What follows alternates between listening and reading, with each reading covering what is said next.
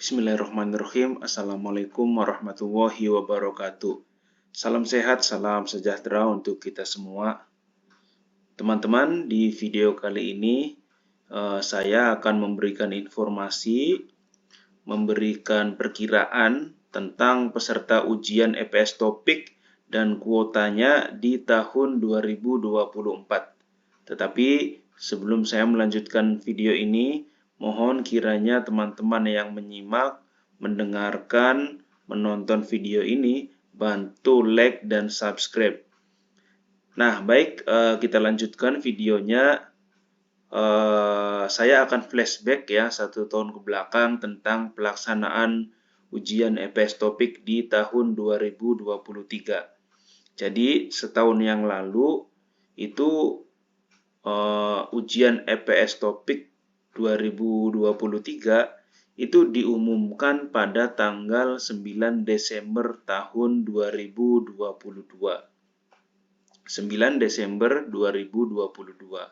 Kemudian pendaftarannya yaitu di tanggal 12 sampai 15 Desember tahun 2022. Jadi setelah pengumuman beberapa hari kemudian itu langsung pendaftaran teman-teman. Jadi kalau dihitung tanggal 9, 10, 11, 12 selang 3 hari berikutnya yaitu pendaftaran. Jadi sangat mepet waktunya. Pengumuman tanggal 9 Desember, kemudian pendaftarannya tanggal 12 Desember sampai 15. Bahkan diperpanjang 1 hari yaitu jadi 16 Desember. 12, 13, 14, 15, 16, 5 hari untuk pendaftaran. Ini pendaftarannya dilakukan dengan sistem online. Jadi setelah pengumuman jedanya 3 hari, kemudian pendaftarannya selama 5 hari.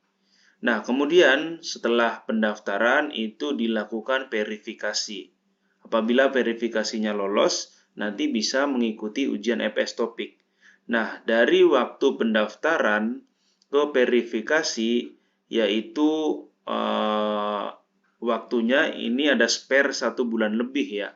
Jadi pendaftaran di 12 sampai 16 Desember, kemudian verifikasinya di tanggal 23 sampai 28 Januari 2003. Nah, jadi beda tahun. Jadi pendaftarannya di Desember 2022, kemudian verifikasinya di Januari tahun 2023. Nah, kemudian untuk kuotanya sendiri yaitu tahun 2023 yaitu 10.000 untuk manufaktur. Kemudian 2.000 untuk fishing dan 553 untuk shipbuilding. Jadi totalnya peserta yang lulus ujian EPS Topik yaitu 12.000 lebih ya. 12.000 lebih untuk manufaktur, fishing dan shipbuilding. Ini kuota 2023. Nah, lalu berapa peserta ujian EPS Topik pada waktu itu? Setelah dilakukan verifikasi, yaitu mencapai pesertanya 34.652 peserta. 34.652 peserta ini untuk sektor manufaktur dan fishing pesertanya, ditambah shipbuilding, kalau tidak salah pesertanya 1.000 lebih ya yang mendaftar, jadi 35 ribuan ya peserta ujian EPS Topik yang lolos verifikasi dan berhak mengikuti ujian EPS Topik. 35.000 lebih kalau ditambah dengan shipbuilding. 34.000 ini untuk manufaktur dan fishing teman-teman. Shipbuilding sekitar 1.000 lebih. Karena ini pengumumannya berbeda, jadi sengaja saya tidak tulis. Kalau manufaktur dan fishing memang serentak pengumumannya di Desember tanggal 9, tapi shipbuilding ini di bulan Juni kalau tidak salah. Di pertengahan tahun ya, pertengahan tahun 2023. Jadi setelah pelaksanaan manufaktur dan fishing, kemudian baru ada pengumuman untuk rekrutmen di sektor shipbuilding. Nah, lalu bagaimana dengan EPS Topik 2024. Nah, kalau kita lihat pengumuman kemarin, yaitu pada tanggal 12 Februari 2024, itu pengumumannya. Kemudian spare 3 hari sama ya, 12, 13, 14, 15, pendaftaran dari tanggal 15 sampai 20 Februari 2024. Jadi ada waktu 5 hari, ini waktunya sama teman-teman. Dari 2023, ini pendaftarannya kalau 2023 cuma 2 hari, tapi kalau untuk 2024 ini ada 5 hari waktu pendaftaran ya. Nah, bedanya beda tahun kalau sama 2023. Pengumumannya di Desember 2022, pelaksanaannya di 2023. Kalau ini di tahun yang sama pengumuman serta nanti pelaksanaan ujiannya sama di tahun 2024. Nah, kemudian perkiraan kapan verifikasinya. Nah, saya mau men-challenge teman-teman yang melihat video ini, kira-kira menurut teman-teman ini kapan dilakukan verifikasi. Kalau flashback 1 tahun ke belakang, itu verifikasinya selang 1 bulan setelah periode pendaftaran ya, 1 bulan lebih malah.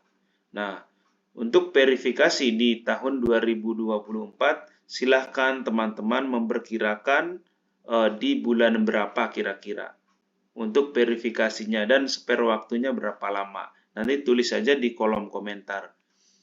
Nah, kemudian untuk kuota sini sudah jelas ya, jadi kuotanya sudah jelas di pengumuman BP2MI, yaitu untuk manufaktur 7.129, kemudian di sektor fishing 4.097, shipbuilding 293, service 1 101, dan service 2 4.782. Nah, kalau dilihat dari sektor manufaktur ini mengalami penurunan, teman-teman. Jadi semula awal waktu 2023 itu 10.000, 2024 itu hanya 7.000 saja ya kuotanya. Karena apa? Karena data di roster masih numpuk. Untuk sektor manufaktur yang belum terbang itu masih banyak sekali. Bahkan kalau dilihat dari data terakhir itu untuk keseluruhan semua sektor yang masih ada di roster itu masih di angka 12.000. Jadi masih menumpuk datanya.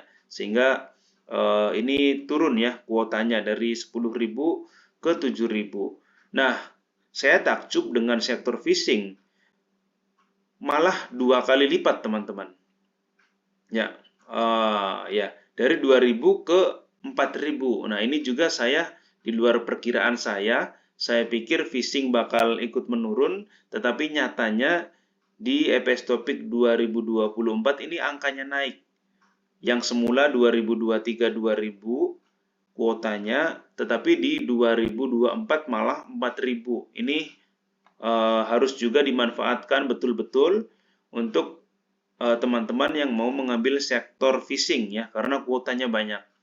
Nah, kemudian di sektor shipbuilding itu ada penurunan. 2023 yang lulus kuotanya yaitu 553 dari pengumuman itu. Nah, tetapi di shipbuilding 2024 yaitu 293 ini juga mengalami penurunan sekitar 30-40% ya, hampir separuhnya pengumumannya ya.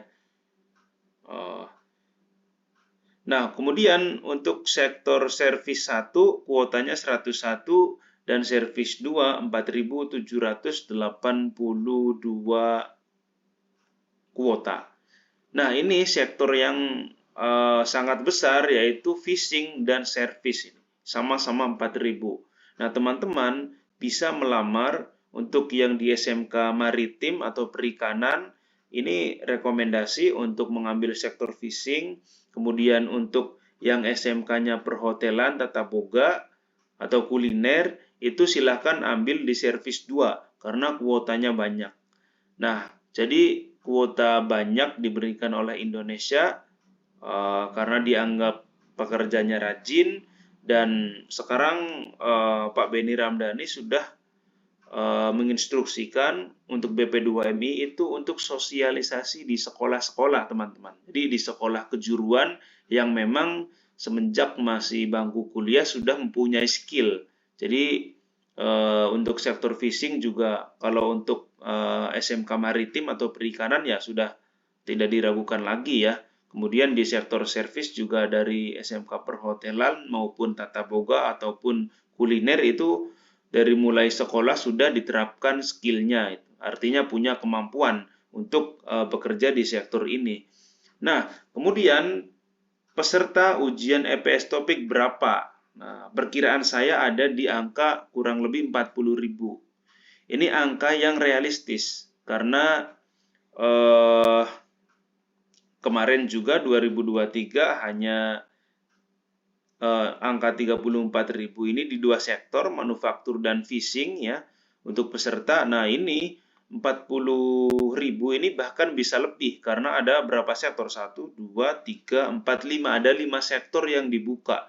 Jadi ada tambahan kuota, ada tambahan sektor, oleh karenanya peserta pun akan membludak.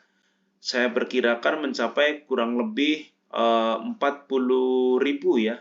Karena semakin ke sini bekerja di Korea itu semakin menjadi primadona atau destinasi untuk pencari kerja dari Indonesia, itu negaranya di Korea Selatan. Karena di samping dengan gaji yang tinggi, juga perlindungan di program G2G Korea Selatan ini menjadi role model dari pekerja-pekerja yang lain, karena udah safety dan juga kita di Korea Selatan pekerja itu setara dengan orang Korea, sama hak dan kewajibannya, gajinya gitu, lemburannya, kemudian asuransinya itu sama ya, tidak ada beda-beda dengan orang Korea Selatan. Makanya sangat antusias, sangat membludak peserta ujian EPS Topik yang mau bekerja di Korea Selatan. Nah, mungkin itu saja teman-teman video dari saya.